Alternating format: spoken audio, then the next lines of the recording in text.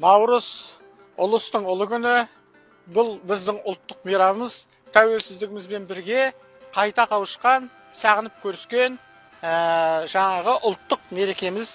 Мінеки осы мерекеде нағыз жаңа жылдың келгендігінің белгісі. Неде деген өк, табиғаттың қайта түрленуі, қайта оянуы. Мынау жаңағы осы тұран өркениетінде, ұлы далада ең нақты күнтізбе жасалынды. Бұлайша айтқан уақытта ең нақты күнтізбе осы біздің ұлы даламызда жасалды. Осыған сәйкес 22 наурыз, 21-22 наурыз бұл ұлыстың ұлы күні, жаңа жылдың басы. Мінеки осы уақытта біздің ата-бабаларымыз қалай мейрамдаған деген уақытта ең алдымен жаңағы отбасылық құндылықтарды әспеттеді. Бір-біріне келісті, бір-бірімен көрісті. 14 наурыз мысалы айтатын болсақ, сол Қазақстанның кейбір регионында ол жаңа жыл наурыздың басы көрісу уақыты деп аталады. Сондықтан бұл наурыз табиғатпен үндестікті, адамзаттың табиғат ана алдындағы жауапкершілігін дәріптейтін, үлкен мен кішінің арасындағы тәрбие тәртіпті, әдемі қарым-қатынастарды жаңағы мадақтайтын осындай былайша айтқан уақытта берекелі мейрам болып табылады. Бұл адамдардың арасындағы қарым-қатынастарды, туыстық, бауырластық, жаңа сыйластық қарым-қатынастарды арттыратын ізгілік, адамгершілік құндылықтарымен бізге өте қымбат. Сондықтан бұл мейрам қазіргі күнде болу керек, тек қана бір ұлттың немесе ұлыстың мейрамы емес, бұл жалпы азаматтық мейрам болу керек. Себебі бұл біздің халқымызды, біздің елімізде өмір сүріп жатқан барлық адамдарды бірлікке шақыратын, үндестікке шақыратын, жаңағы осындай адамгершілік жаңағы құндылықтарды әспеттейтін мейрам етінде бізге өте қымбат. Сондықтан мейрам құтты болсын, ұлыстың ұлы күнінде, ұлы күндерде, жақсы күндерде жолығуға жазсын. Наурыз мейрамы біздің Қазақстанда ұлттық мейрам. Бұл мереке емес, мейрам деген қазақтың Наурыз байрамы дейді ғой, мынау түрік тілдес халықтарда. Ар жағында төркіні мынау парсы жұртынан, Иран жұрты деген елден көне замандарда мына Евразияның апайтөс даласында Иран, түрік тайпалары қоян-қолтық араласып жатқан кезде осы кең ареалда бұл наурыз ықылым замандардан бері мынау ақ қар көк мұз қысқан халықтың еңсесін жазып, жер аяғы кеңіп, сол наурыздың орта тұсында күн мен түннің тоғысы дейді. Сол тоғысқан кезде астрономиялық кәдімгі күн мен түннің тоғысуы ғой, нақты кәдімгі жаңа күн, жаңа жыл деген мағына білдіреді ғой. Новроз деген сол парсының анау жаңа күн деген сөзінен шығып отыр. Содан біздің қазақ тілінде наурыз болып кетті. Наурыз айы бар деген сияқты. Міне осы мерекеміз 1989 жылы Қазақстанда алғаш тойланды. Ең соңғы тойлануы бұл наурыздың 1926 жылы. Яғни мемлекеттік мейрам ретінде тойланған. Ол кезде автономиялық республика болды Қазақстан. Сонда бұл 26 жылға дейін тойланып кетті. Кейін мынау Қызыл империяның отаршылдық саясаты күшейе түскен кезде оны діни мейрамдардың қатарына қосып жіберді. Шын мәнінде бұл кәдімгі еңбек халықтың, мына шаруа адамының кәдімгі қыс пен жаздың арасындағы мына тоғысы, күннің мына ұзарып, түннің қысқаратын уақыты ғой, енді былай қарасаңыз. Міне осындай бір ежелден келе жатқан ықылым замандарда жатқан мейрам еді. Міне сол Қазақстанда 20 жылы тыйым салынғаннан кейін, сол енді 90 жылдар, 89 жыл деп отырмын ғой, қайта құру болды. Одан кейін мына тәуелсіздік алудың қарсаңында енді бұл жерде сол кезеңдегі идеологияның басшысы Өзбекәлі Жәнібековтің үлкен жаңағы еңбегін атауымызға болады. Үлкен азаматтығы, қайраткерлігі осы мейрамды сол Қызыл империяның соңғы кезеңінде біз тәуелсіздік алардың қарсаңында осы Қазақстанда алғаш ұлттық мейрам деп қайтарды. иә тойлады. Енді бұл ұлттық мейрамға айналып отыр. Енді айтайын дегенім, Наурыз мейрамы тек қана қазақтардың жалғыз бір этностардың, немесе шығыс түркі халықтарының, Орта Азия халықтарының ғана мейрамы емес. Бұл енді қазір ЮНЕСКО-ның өзінде үлкен бір халықаралық мейрамға айналды.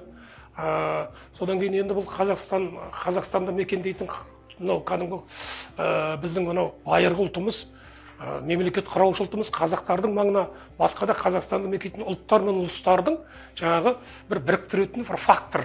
Яғни бұл сол үлкен бір үйістірушы фактор ретінде міне қазір оның мемлекеттік маңызы артып отыр. Бұл ұлттық мейрам түркітілдес халықтардың бәрінде де тойланады. Тіпті әрі бердесін тарихты қозғай берсек, бүкіл Еуропада да, Азияда да осы наурыз айының ортасы үлкен бір жаңа жыл мейрам болған. Бірақ енді көптеген мынау христиан діні бар, басқа да діндердің ықпалы бұны ұмыттырып жіберіп отыр. Әйтпесе бұл ежелден келе жатқан адамзаттың төл мейрамы еді. Міне енді қазір соңғы жылдары біздің алғаш түркі елдерінде басталды. Мынау Иран елдері бар, парсы тілдес елдер бар. Ар жағында мынау шығыстағы мұсылман елдері бар. Бұлардың барлығы да осы мейрамға ерекше көңіл бөліп отыр. Енді бұған тіпті мынау халықаралық деңгейде де көңіл бөлініп отырғандығын айтуымыз керек. Енді біздің ұлттық идеямызды негіздеуде бұл ұлттық идеологемаға айналу керек. Яғни соның бір берік тірегі болу керек, тұғыры болу керек, жаңа идеяның. Осында ұлттық идеологемаға айналу керек та, наурыз деген ұғым ұлтты үйістірушы, мынау бірінші мамыр деп жүрміз ғой, бірінші май, міне сол мейрамның орнын кәдімгі Қазақстанның барлық халықтарының осы бір бастарын біріктіретін, бір енеден, бір анадан, бір шешеден туғандай, бір төлден туғандай ол жаңағы үйістіратын бір үлкен мейрам бола ма деген ойымыз бар. Менің ойымша енді наурыз мейрамына біздің қоғам, біздің мемлекетіміз үлкен мән беру керек. Өйткені кез келген мейрам, кез келген мереке, кез келген жалпы мемлекеттік маңызы бар осындай іс-шаралар, олар әрқашанда халықтың игілігіне, қоғамның дамуына, жалпы еліміздің көркеюіне, гүлденуіне атсалысу керек. Енді наурыздың мейрамының жаңа мәніне, жаңа мазмұнын айтатын болсақ, әрине бірінші кезекте тарихқа үңілуіміз керек, солай ғой. Анау 1920 жылы өздеріңіз білесіздер, қазақ автономиясын алғаннан кейін осында бір үлкен қайта жаңғыру өрлеу болған болатынды қазақ қоғамында. Соның ішіндегі қазақ оқулықтарының жазылуы, әліппе, басқа да оқулықтардың дүниеге келуі, одан кейін барып жаңағы қызыл отаулардың ашылуы, сауатсыздықпен күрес, жаңа қоғамдық кедей шаруалар ұйымдарын құруы, солардың барын басқасында осы Алаштың арыстары Ахмет, Байтұрсынов, Әлихан Бөкейханов, Жүсіпбек Аймауытов, Міржақып Дулат сияқты біздің арыстарымыз тұрды. Осы қазақ халқының дамуының үлкен бір бағыты, үлкен бір саласы ол әрине рухани жаңғыру, рухани даму болатында. Соның ішінде осы мейрамдарға қатты көңіл бөлді. Наурыз мейрамын өздеріңіз білесіздер, кеңес үкіметі қызылдар қоғамы, жалпы большевиктер діни мейрамдардың қатарына қосып, бұл енді мұндай мейрамдар, яғни қазақ халқына қараңғылық әкеледі, қазақ халқына басқа жат идеологияны әкеледі. Бұл мейрам кешегі өткен феодалдық қоғамды, хандық, сұлтандық қоғамды, таптық қоғамды аңсайтын, көксейтін мейрам деп кейін мемлекеттік мерекелер тізімінен алып тастаған болатын. 1926 жылы сол соңғы рет тойланды да, наурыз мейрамы кейін олардың бәрі кеңестік мейрамдармен алмасты. Өздеріңіз білесіз ғой, Қазан революциясы, 7 ноябрьдегі 1 майдағы жаңағы еңбекшілер, әлем еңбекшілерінің бірлігі күні деген сияқты мейрамдармен.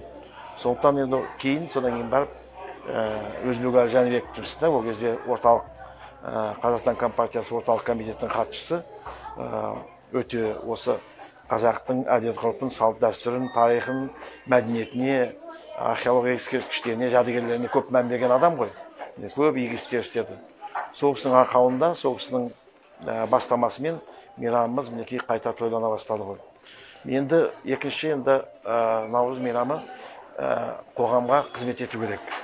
Бұл жерде біз енді мемлекет басшысы, Қазақстан Республикасының президенті, Қасым Жомарт Тоқаевтың 2020 жылдан бастаған саяси реформаларын мінекей алға тартуымыз керек.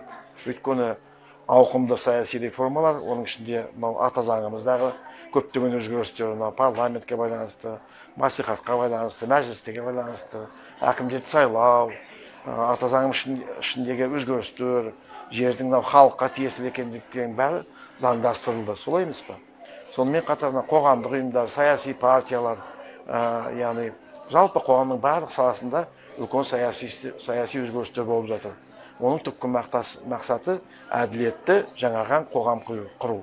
Әділетті Қазақстан, жаңарған Қазақстан. Сондықтан да менің ойымша, енді сол 80-90 жылдары Наурыз мейрамының форматы басқаша болды ғой. Енді ол кезде халық әлі кеңестік идеологиядан, социалистік дилеммадан шыға алмай жатқан уақыт. Сондықтан да әлі басқа халықтың өкілдерінің де үлес салмағы өте көп болғаннан кейін, яғни бұл жерде менің ойымша сол кездегі мазмұн дұрыс болды. Өйткені халық Наурыздың өзін тіпті ұмытып, Наурыздың өзін білмейтіндей деңгейге жеткен жағдайымыз болды ғой. Сондықтан да ол кездегі формат дұрыс болған сияқты. Өйткені киіз үйлердің құруы, қазақтың жаңа Наурызы арқылы сол әдет ғұрыптарын насихаттауы, қыдыр атамыз бар, жарапазан айту бар, мінекей ақтың мол болуы, жақсылық жасау деген сияқты, тазалық жасау, осылардың бәрі керек болды. Енді бірақ та қоғам бір орында тұрмайды, менің ойымша, мемлекет бір орында тұрмайды. Этносаяси жағдайлар бар, геосаяси жағдайлар бар, заманауи үрдістер бар, мінекей. Сондықтан да қазіргі уақытта Наурыз мейрамының алдында үлкен мақсат, ол әрине өзінің бастапқы мазмұнын жоймай, екінші жағынан ол қазіргі біздің осы халықаралық жағдайдың күрделенген уақытында Қазақстан халықтарын, этностарын, әртүрлі өкілдерді осы қазақ халқының байырғы ұлт ретінде осы мемлекеттік діңгек ұстаған халық ретінде соның қазақ халқының маңайына топтастыру. Қазақ халқы арқылы осы біздің көп ұлтты, көп мәдениетті, көп менталитетті халық екенімізді білдіру, әлемге таныту деген сияқты.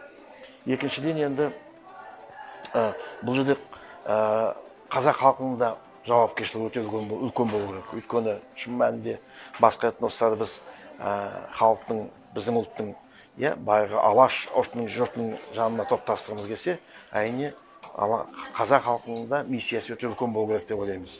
Біздің мәдениетіміз, біздің тарихымыз, біздің тіліміз, біздің жаңа тұғырымыз, осы орталық Азияда болсын, жаһандық алыс беріс шетелде болсын, өте биік деңгейде, биік тұғырда болуға тиісті деп ойлаймыз. Үшіншіден енді менің көбірек мән беру керек қазіргі уақытта енді қайырымдылық жағына, жақсылық көрсету, тек қана шоу сияқты даңғазалыққа көп берілмей, ойын күлкі, не болмаса аспатөк, ысырапшылыққа берілмей, шын мәнінде сол осы мейрамда біз осыған мұқтаж адамдарға көмек берсек, әлеуметтік деңгейі төмен, әлеуметтік жағынан мұқтаж отбасыларға, мүгедектерге, мысалы, осыған жаңағы жағдай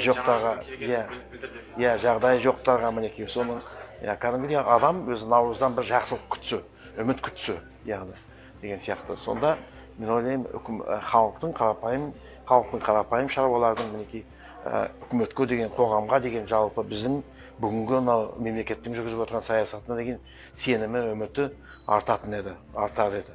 Осы жағына көбірек көңіл бөлсек деген ой ғой енді. Ал енді жалпы енді өткеннен сабақ алуымыз керек қой. Енді көптеген жылдар бойы біз Наурыз өткізіп жүрміз ғой.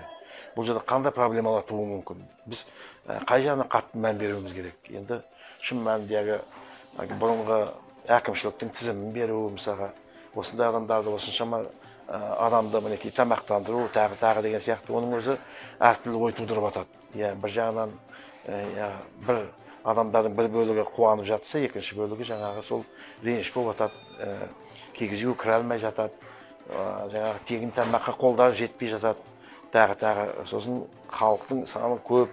Осы жағдайда мен ойлауымша, мен сосын көбінесе Көкшетаудың форматын айтатын болсақ, көбінесе сол орталық алаңда, Абылай хан алаңында өтіп жатады. Менің ойымша неге мысалы осы наурызды Көкшетаудың әрбір мөлтек аудандарында өткізбеске? Мысалы, орталықта болсын, жарайды, анау Сарыарқа ауданы дейміз, не болмаса мына жақта Бірлік дейміз, тағы әрбір осындай өзіміздің Көкшетаудың өзі жеке шағын аудандарында өз наурыз өткізсе, оған қоғамдық бірлестіктер бар, жалпы халық бар, мектептер бар, анау ардагерлер ұйымдары бар деген сияқты, кәсіпкерлер бар, соларды жұмылдырып, осындай әйтпесе әлақандай алаңға бір 10 шақты кигіз-үйді құрып қойып, сонымен жаңағы Алтыбақан, Сауықсардан құрғанмен мен ойлаймын, наурыз мейрамының енді бұл менің ойым, жеке басымның ойы, біз мазмұнын, оның түпкілікті миссиясын, түпкілікті мақсатын аша алмайтын сияқтымыз. Осындай менің ұсыныстарым бар, тілектерім. Жалпы негізінен наурыз мейрамы өзі біздің көп ұлтты мемлекет ретінде өте сондай жақсы ұйыстыратын, Әрине. мейрам болу. Наурыз мейрамында тек қана мысалы мынау түркітілдес қауымдар, түркітілдес халықтар ғана емес, наурыз мейрамын өздеріне тиесілі қылған. Тек қана мысалға мұсылман дінінің өкілдері емес, жалпы басқа да конфессияның өкілдері барлығы да наурыз мейрамын мемлекеттік деңгейде сезіну керек. Яғни ол кәдімгідей бір отбасының адамы сияқты, бір жаңағы мұқтаждың адамы сияқты, бір үміт, бір арманның адамы сияқты, мен ойымша ортасында біде қайнасып жүру керек. Және де бұл наурыз мейрамы өзі бұрынғы нелерді ұмытып, жамандықтардың бәрін ұмытып, кешірімге шақыратын. Әрине. Бұл енді біздің қанымызда бар ғой қазақ халқында. Біз кешірімшіліміз жаңағы сол ағайын арасындағы, бауырлар арасындағы аз-маз түсініспеушілік болып жатса, жаңағы өкпе наз болып жатса, пенде болғасын, ол болады ғой, онсыз болмайды. Солардың бәріне кешіріммен қарап, ол проблемалардың үстіне жоғары, ол деңгейдің жоғары деңгейден қарап, сол мемлекеттік деңгейде, үлкен қоғамдық деңгейде біз парасаттыққа, ақылға, сабырлыққа, төзімділікке мән берсек, мен ойлаймын, өте жақсы болар еді. Наурыз мейрамын енді мен жаттанды бізде жоқ қой. Наурыз мейрамы болғаннан кейін бұл енді халқымыздың жаңа жылы, елдің көркеюі, қыстан аман есен шығуымыз, көктемнің келуі, күннің ұзаруы, түннің қысқаруы деген сияқты әрі биылғы наурызымыз өзі Рамазан айына, оразаға сәйкес болып жатыр. Осының бәрі жаратқанның жіберген сыйы шығар. Сондықтан халқымызға не айтамыз? Ақ мол болсын. Оқу білімге ұмтылайық. Қазіргі шын мәнінде менің ойымша осы біздің қоғамды дағдарыстан жалпы үлкендеу жолына алып шығатын ол білім, ол кітап, ол ғылым. Сондықтан осы жастардың бойындағы қабілетті жастарымыз біздің талантты ғой. Соларды осы білімге қарай жұмылдырсақ. Өйткені кітап ол ғылым, білім, ол қашанда кез келген өркениетті қоғамның ол айнасы. Сондықтан да осыған қатты мән берсек, мен ойлаймын, біздің Қазақстанның, қазақ елінің шығар биіктер алда ғой деп.